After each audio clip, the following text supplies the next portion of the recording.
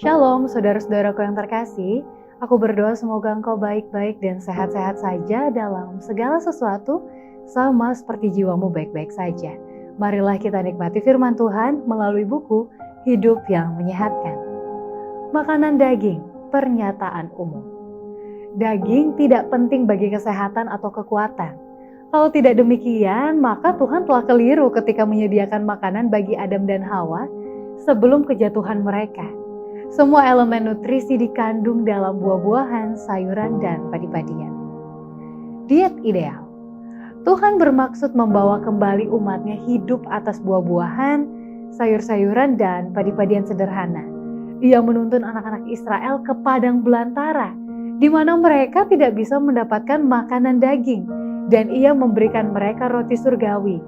Manusia memang sudah makan roti malaikat, tetapi mereka mengidamkan makanan daging dari Mesir dan berduka serta menangis meminta daging, melupakan janji Tuhan bahwa bila mereka berserah pada kehendaknya, Ia akan membawa mereka ke tanah Kanaan dan menjadikan mereka suatu bangsa yang bahagia, suci, dan bersih, dan tidak akan ada yang lemah di antara seluruh suku mereka, karena Ia akan menjauhkan penyakit dari tengah-tengah mereka.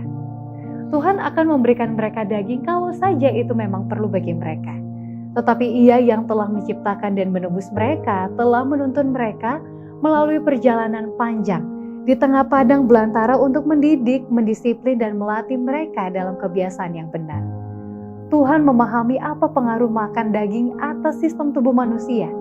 Ia ingin memiliki suatu umat yang dalam penampilan fisik mereka memperlihatkan kepercayaan ilahi, meskipun dengan perjalanan panjang mereka. Ketika sifat mementingkan diri dalam hal mengambil nyawa hewan untuk memuaskan selera yang merusak dihadapkan kepada saya oleh seorang wanita Katolik, saya merasa malu dan tertekan.